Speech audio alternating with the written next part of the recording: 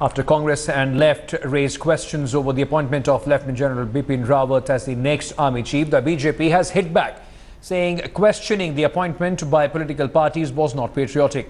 BJP said these controversies will only hurt the morale of the armed forces and no political party should indulge in this. The institution of Indian Army once again under a political cloud, this time for the appointment of its new chief. The elevation of Lt General Bipin Rawat, who takes over as the Chief of Army Staff on 31st December, has raised the heckles of opposition parties. Lt General Rawat, a decorated officer with extensive experience in counter-insurgency operations and on the border with China, supersedes Lt General Praveen Bakshi, an armoured corps veteran, and Lt General PM Haris, both officers who happen to be his seniors. It's not only the Congress which is attacking the government, but other opposition parties as well. Appointment of the new army chief has given Congress more ammunition to attack Prime Minister Modi and the BJP. In fact, what the Congress has done is question all the recent big-ticket appointments made by the centre, faulting the NDA government in each of the appointments.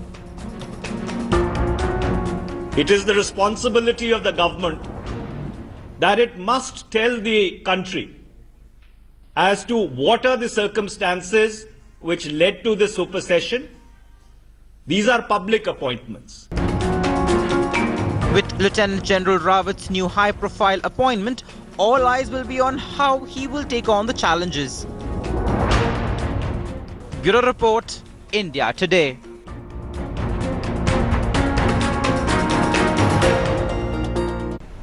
Government has defended Lt General Bipin Rawat's appointment as the army chief. Government sources say Lt General Bipin Rawat led surgical strikes in Myanmar and is best suited to meet terrorism challenge. With over 10 years experience in counter-insurgency operations along the line of control, the government found Lt General Bipin Rawat the best suited man to counter India's main security challenge in form of terrorism. Sources in the Ministry of Defence have also told India Today that the government appointed the Chief of Army Staff based on selection from a panel of officers in the rank of Army Commanders. Sources also said all officers in the panel are very competent and the most suitable among them was selected.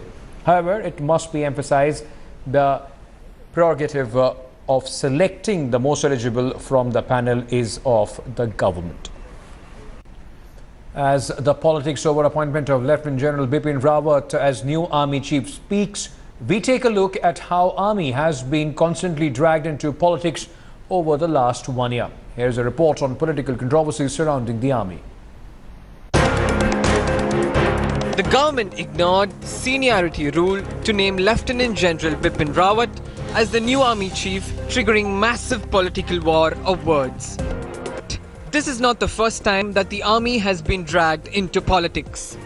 Calling deployment of army at toll plazas in West Bengal as a coup, Mamata Banerjee alleged that central government is trying to create a civil war-like situation. Army যতক্ষণ এখান থেকে withdraw না হবে আমার সেক্রেটারিয়েটের সামনের এখান থেকে motive is political, motive is vindictive, motive is unconstitutional, motive is unethical, motive is undemocratic. 2 months before Mamata's allegations, massive political firestorm erupted over army surgical strike along the line of control. जो हमारे जवान हैं जिन्होंने अपना खून दिया है, जम्मू कश्मीर में जिन्होंने अपना खून दिया है, जिन्होंने हिंदुस्तान के लिए सर्जिकल स्ट्राइक किया है, उनके खून के पीछे आप छुपे हुए हो, उनकी आप दलाली कर रहे हो। सर्जिकल स्ट्राइक होने के बाद बहुत सभानतापूर्वक सरकार ने इसको राजनीति के रंग से दूर रखने का प्रयास किया था। ये पूरी घटना को सबके दायरे में लाने वाले बयान दिए गए और मैं मानता हूं ये बड़ी दुर्भाग्यपूर्ण बात है। In October, senior army officials and veterans were upset over the force being dragged into politics over movies after the MNS demanded that producers of movies employing Pakistani actors pay 5 crore rupees to an army welfare fund. ही लोक जर त्यांना इतकी प्यारी असतील तर जा पाकिस्तानात आणि तिकडे शूटिंग करा तुमच्या चित्रपटाचं.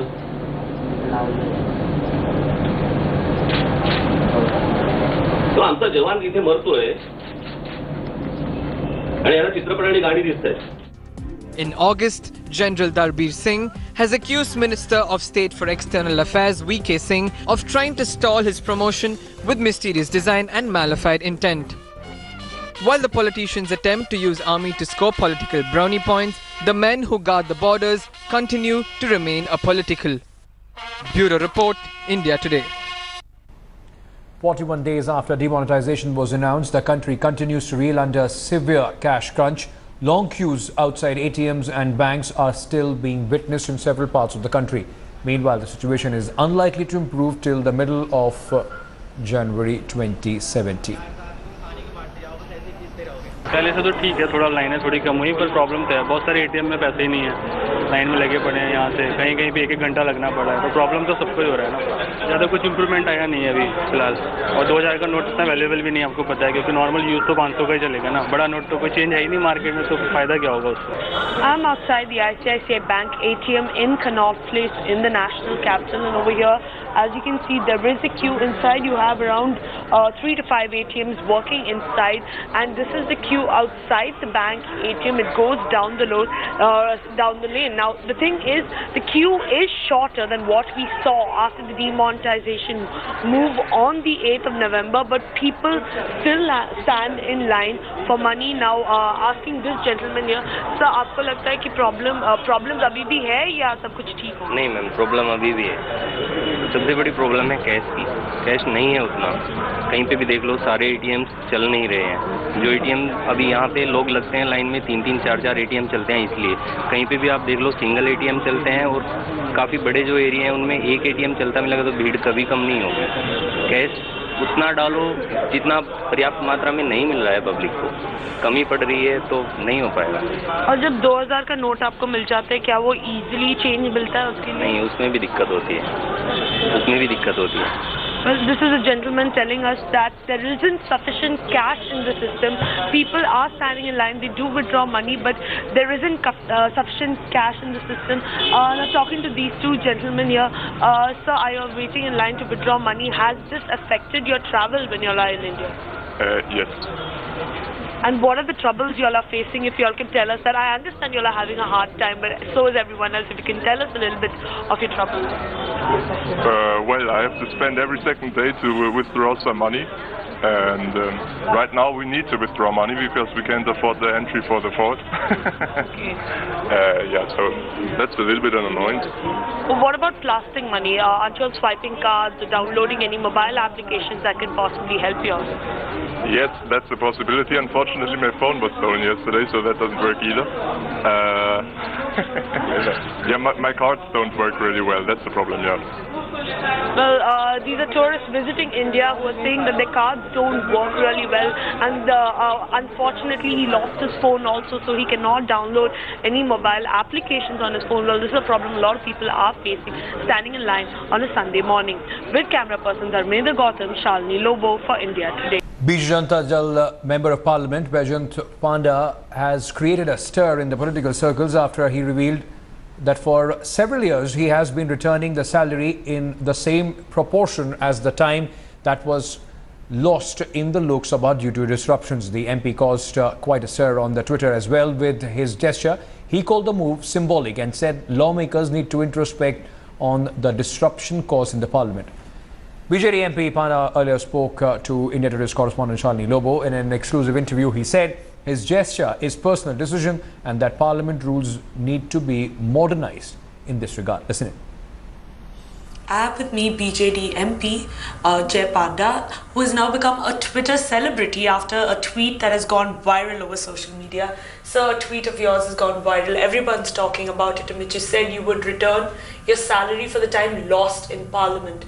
Now, if you could tell us a little bit, what made you go down that step, take this ethical stand? You know, I'm a little bemused that this has suddenly become a big story because I've been doing this repeatedly for more than 4 years, and I've been tweeting about this before as well.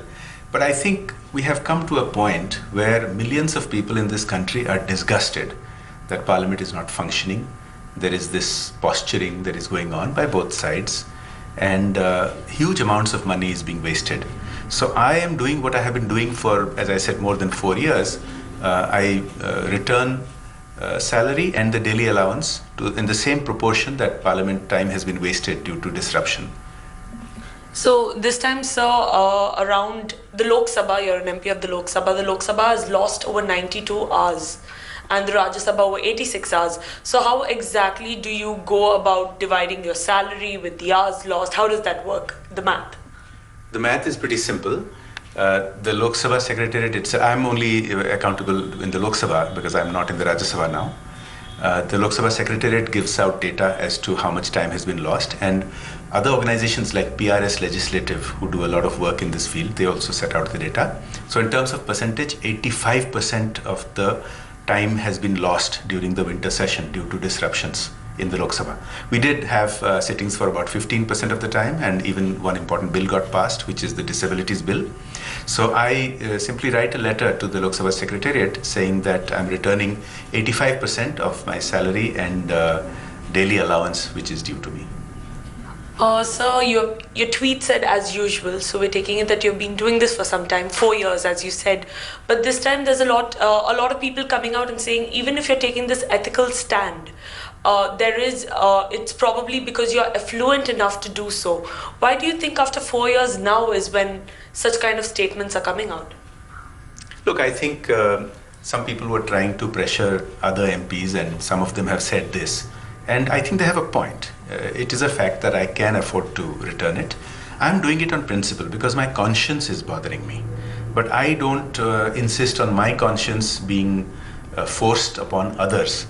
I think other MPs, they have to make their own decision depending on their own economic situation. And also they have a point. Many of them have not disrupted Parliament at all. I have not disrupted Parliament even once in my 16 years, but I feel this is a conscience thing that I'm doing. It's a symbolic gesture. This is not a big amount compared to the huge amounts that is lost.